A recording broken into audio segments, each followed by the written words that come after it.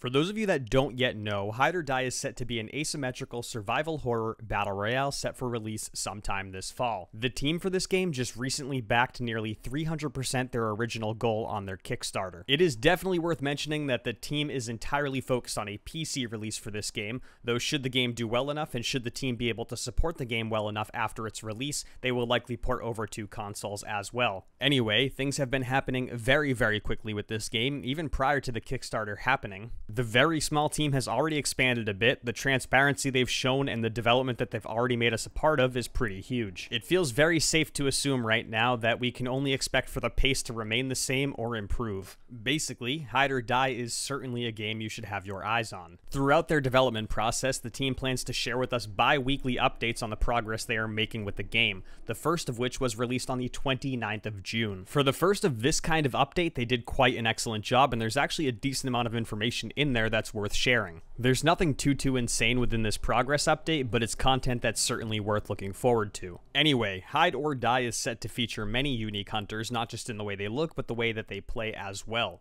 This is a design decision that I am very excited for and supportive of. While it is very likely to result in some initial balance issues, the more long-term fun and unique playability it provides for the survivors and the hunter players as well is definitely well worth it. Now, with that being said, here are some early 3D models of the Fisherman.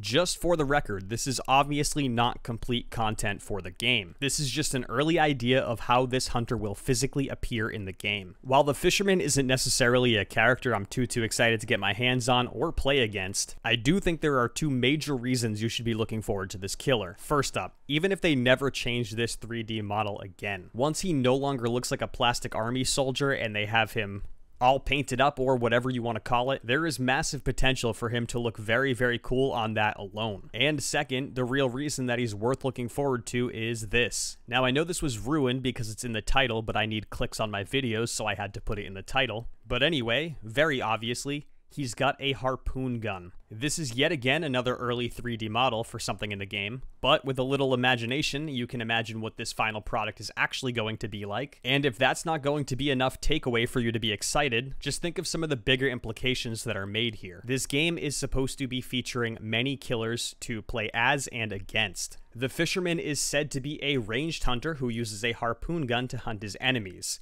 They say he doesn't move too fast, so don't worry about getting in a chase with this guy, but if you get impaled by his harpoon gun, you will need to struggle desperately to get away. But that is just the Fisherman, and uniqueness tied to him as a playable hunter in this game. With a variety of hunters making their way into Hide or Die for launch, and the unique character attributes tied to the Fisherman alone, there is currently a fair bit of promise that the hunter you play as or against will actually cause an alteration in the way you see or approach a particular problem in the game. I think this is the most important takeaway from what was shared with us about the Fisherman and his harpoon gun. But feel free to let me know if you're more excited for the Fisherman and his harpoon gun or what the implications are instead. Also covered in the June 29th update is some hair variants for the survivors. Unfortunately, all that I've really got to say about that is there will be hair variants for the survivors. Don't get me wrong, this is a great touch and it's something that's good of them to share.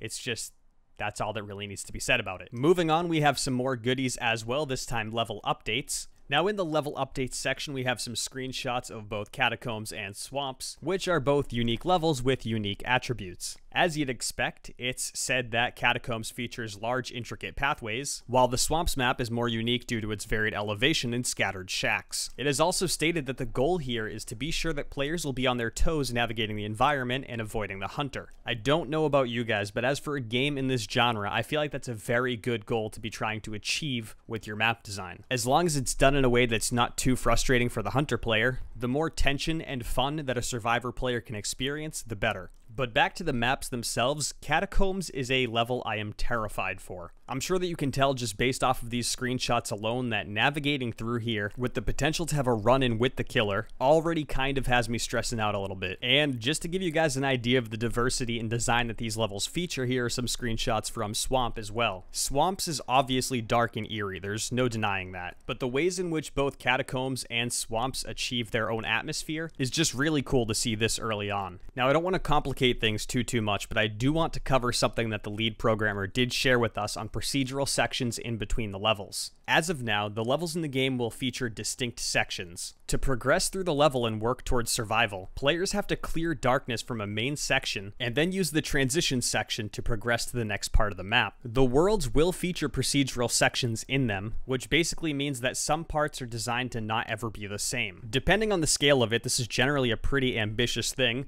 but based off of the way it's worded in the update, it seems like the team's got a pretty good hold of it. And finally, as part of the stretch goal for $100,000 backing the game, hide or die matches will be running on dedicated servers, which is honestly quite important. The last important bit of the update from June 29th is that they are doing some testing with dedicated servers and are making progress.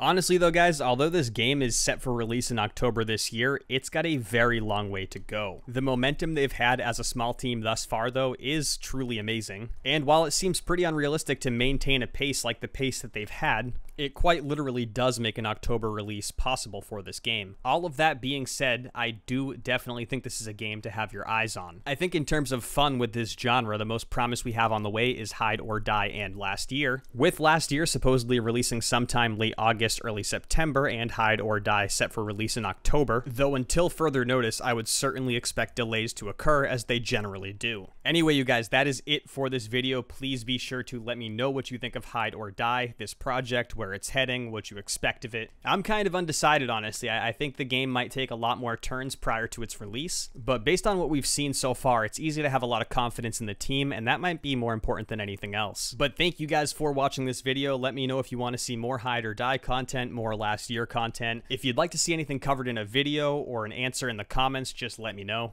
For now, though, I'll see you guys in the next one.